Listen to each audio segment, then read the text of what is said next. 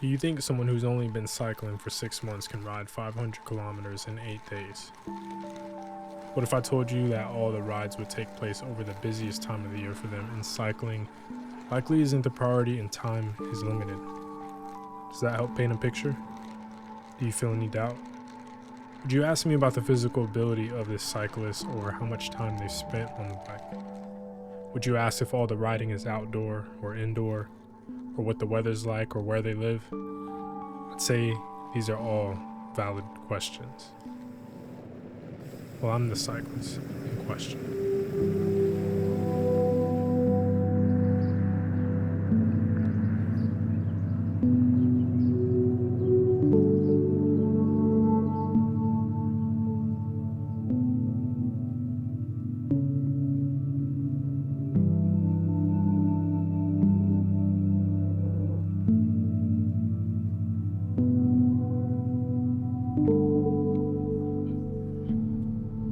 Did you guys already finish your 500? I'm about to today. How many more miles you got left? Maybe 25.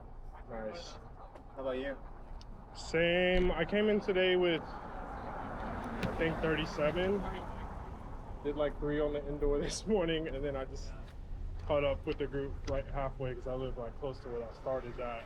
I was gonna leave it in this morning to catch the start, but then I was like, oh, I left my gloves and my balaclava in the washer last night, and I fell asleep. I said, I'm not going out without. I think the Rapha Festive 500 has a lot to do with how much time you can dedicate to the challenge. No doubt, riding 500 kilometers, which is just over 300 miles, I want to say 310 miles, is hard to do. I would say for anyone, that is an extremely long distance to ride, whether that's indoors or outdoors.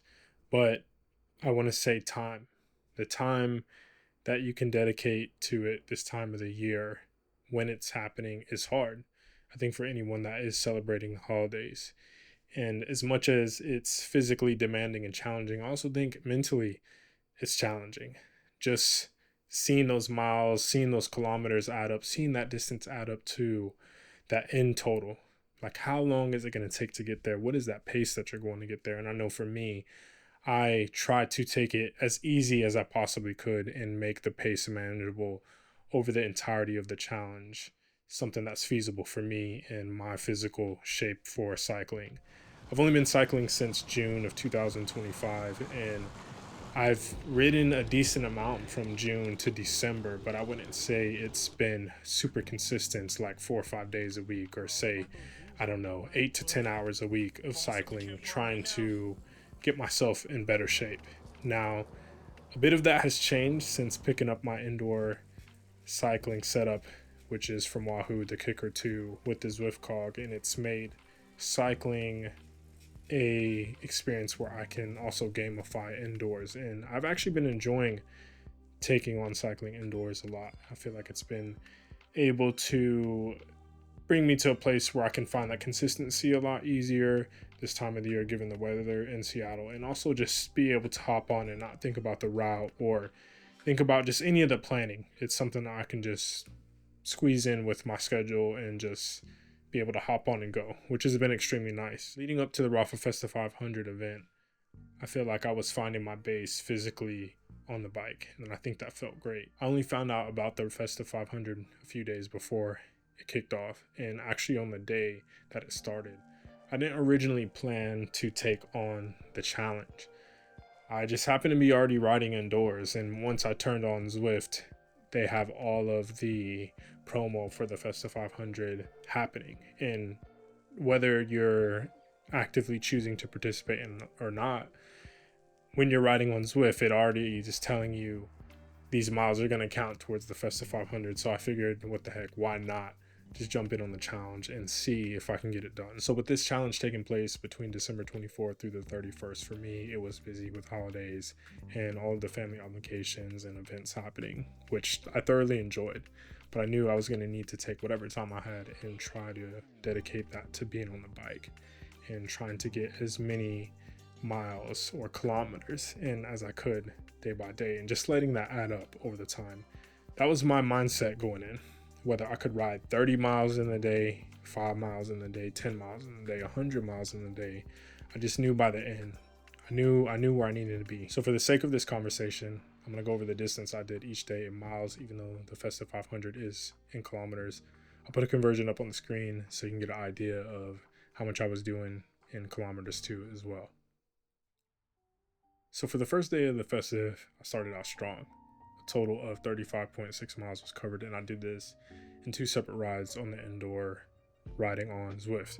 And my first ride was 25.02 miles, and my second ride was 10.58 miles.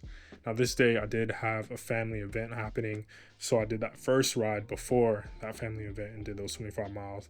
And then after the family event, I came home and did 10 miles. So even though that second ride was a lot shorter, in the end it still added up, and that was the mindset I have, was just get whatever mileage in I could that day.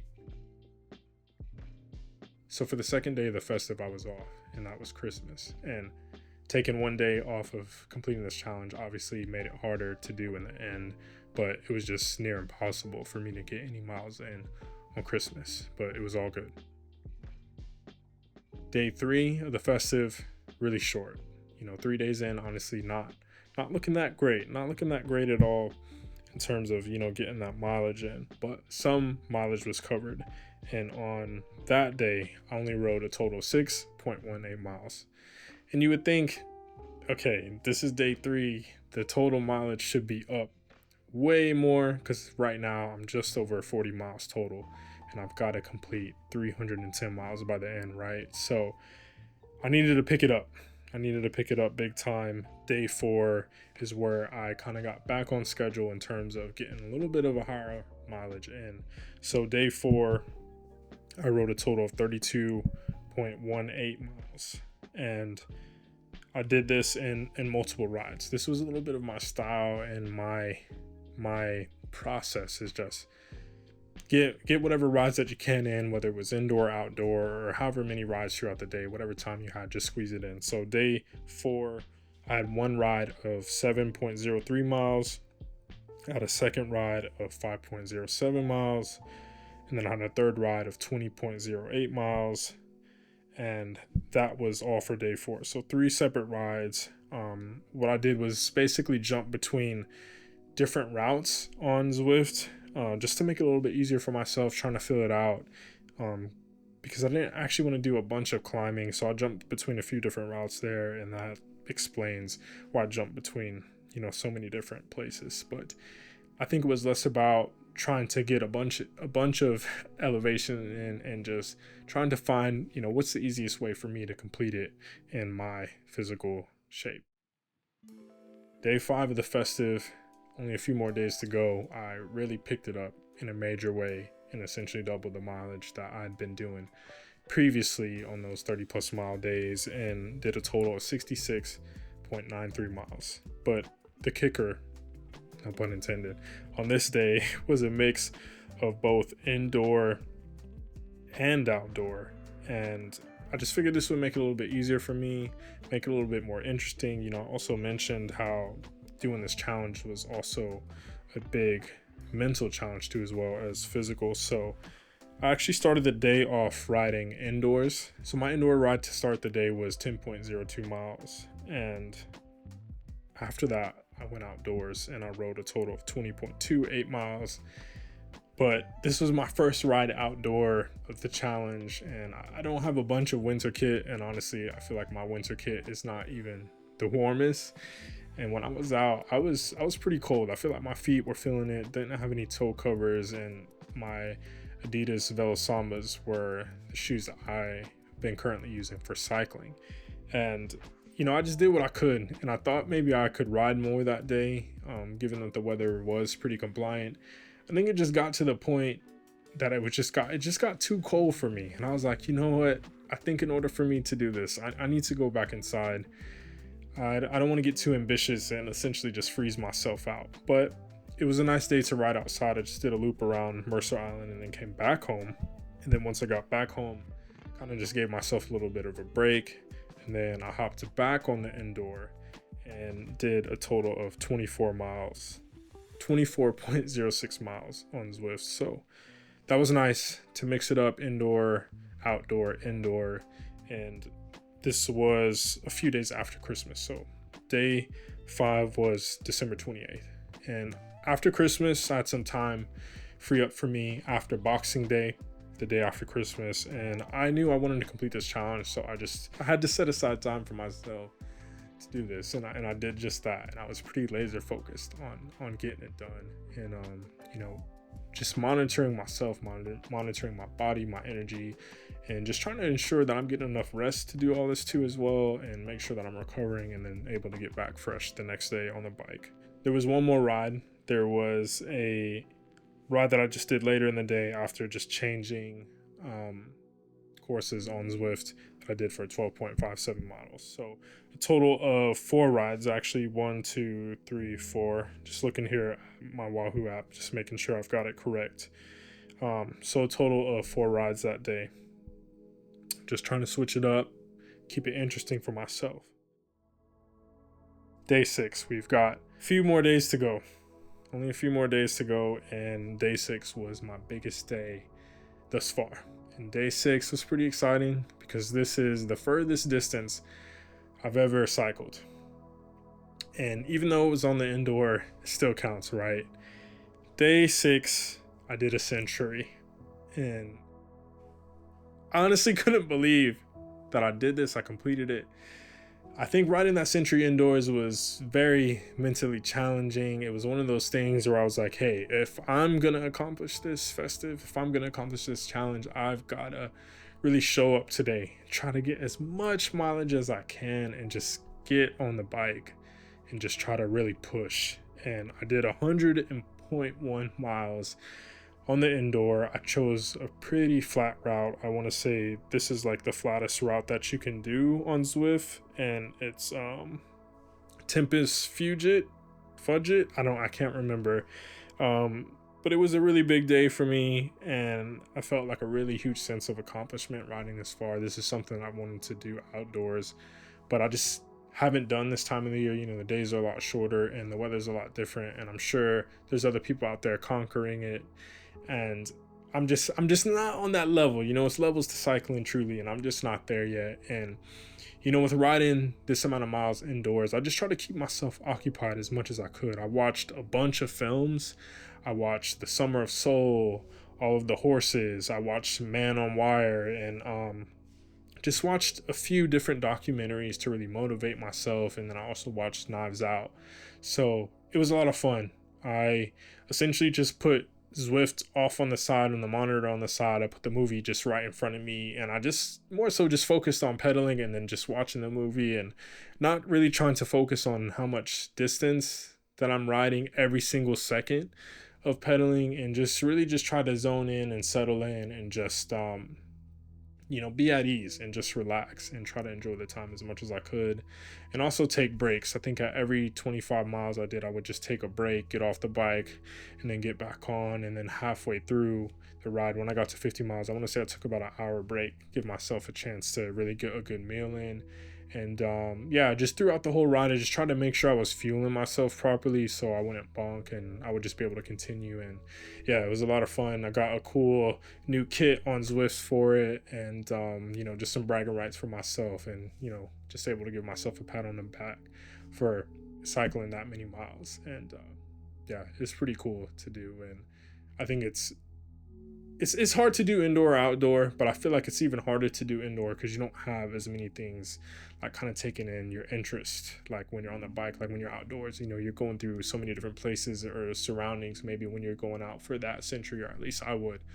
And you're kind of blindly just putting those miles in and pedaling, and it's just being outdoors obviously for cycling is a lot more interesting, I think. So big day, and just inching closer to accomplishing the festive, with this amount of mileage I was able to put in. So on day 7, again, 32.13 miles, and I did this on a total of 3 indoor rides. And my first ride was 20.04 miles, and then my second ride was 5.08 miles, and then my third ride was for 7.01 miles. And this is me switching up different routes, jumping in on some robo group rides, trying to keep pace, and then dropping out, just trying to mix it up. it wasn't all the time just getting on to one route and just going. So I was just trying to do whatever I could that would work for me and just try to mix it up a bit and just keep it interesting. So the last day of the festive, I didn't finish up the mileage the day before. I just figured I would save myself for the last day. And again, just make sure I'm getting through this thing unscathed, not injured, able to come out on top and with some improved fitness going into the new year. So that last day was a total of 37.76 miles. And this day was a lot more interesting than the others, minus maybe the Century Day. And there was a ride with Rapha and Best Side Cycling. They did a collaboration ride, and I was like, well, let me go out and join that. But the kicker is, I didn't actually join that ride at the start. I was getting ready in the morning, and I just made sure I got rest the night before. But I was like, I don't want to go to the ride unless I make sure I'm rested, and I also could get something to eat before I go. So I was getting ready, getting everything going, making sure the bike's good, the tire pressure is good, all of those things, making sure I'm warm, I got my kit and everything. I'm fully dressed, and then next thing you know, I go, where are my gloves? Where's my balaclava? Well, I fell asleep the night before without putting the stuff from the washer to the dryer or letting it air dry. And my stuff wasn't dry, and there was no way that I was going to cycle outdoors without my balaclava or my gloves. And I just figured that's not happening for me. So I just stayed home, made sure I got that stuff dry. And then once that stuff was dry, I went out and actually caught the ride in the middle of the ride, not too far from where I live. And I was like, well, let me just do some miles with them. I want to say I did about 7 or 8 miles with them. I think just from a morale standpoint, it was cool to be with other cyclists and just be in community with other people that were also participating in the challenge. And then also being able to check out the Rapha Clubhouse here in Seattle, which I'd never been to for the first time. And just be able to talk with other people and see where they were at in the challenge and let other people know where I'm at, and just letting people know that I'm really going for this. And just getting a little bit of that added motivation, of other people also participating, I think was cool. I think that was good for morale. So I rode with them. And then afterwards, I was just like, I've got to be able to ride a pretty flat route and be able to pedal without stopping.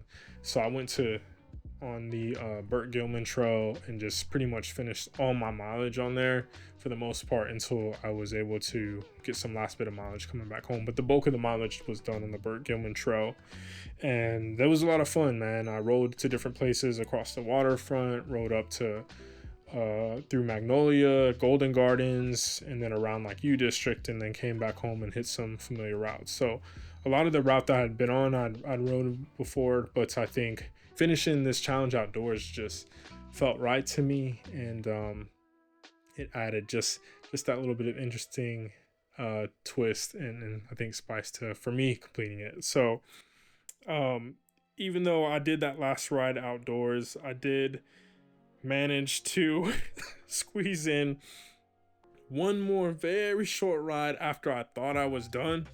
So it was actually done in 2 rides, but the first ride, it was done in 34.5 miles outside, and then the last ride was 0.23 miles.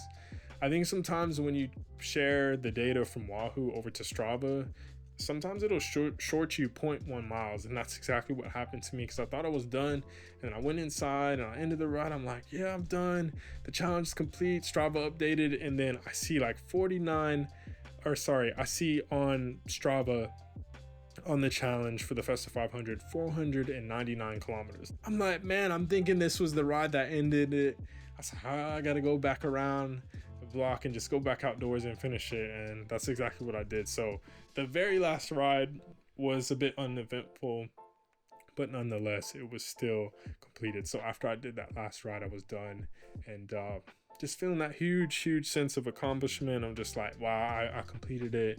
And who would have thought, a beginner would be able to finish this challenge. So at the end of all that riding, my total distance and mileage covered was 310.88 miles.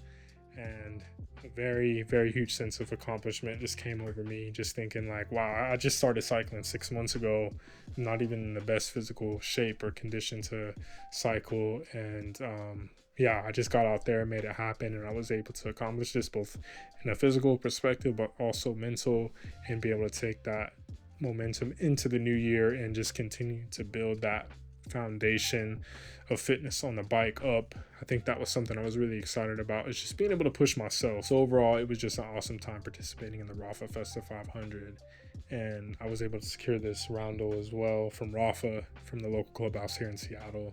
Will I be doing it again this year? I don't know. TBD. We're gonna have to see about that, because it was extremely difficult. But yeah, it was a good thing, I think, to carry into the new year, just the momentum and just, again, that sense of accomplishment. And yeah, I think just being able to have that momentum going into the various things that I want to get involved with cycling this year is, I think, just a big thing for me personally. So yeah, shout out to everybody that participated, whether you actually completed the challenge or not. I think it was just more about putting time on the bike and just carving out some time to just spend pedaling. And I think at the end of the day, more so than just completing it, that's really what it's about. I think that was really the initiative or the message behind, why they created this, is just to get people out riding. And yeah, just putting some focus onto that. So I appreciate you guys so much for stopping by and checking this one out, and thank you for all the support on the channel thus far, the likes, the comments, the subs. I see you guys, I appreciate it. And yeah, looking forward to sharing more with you this year.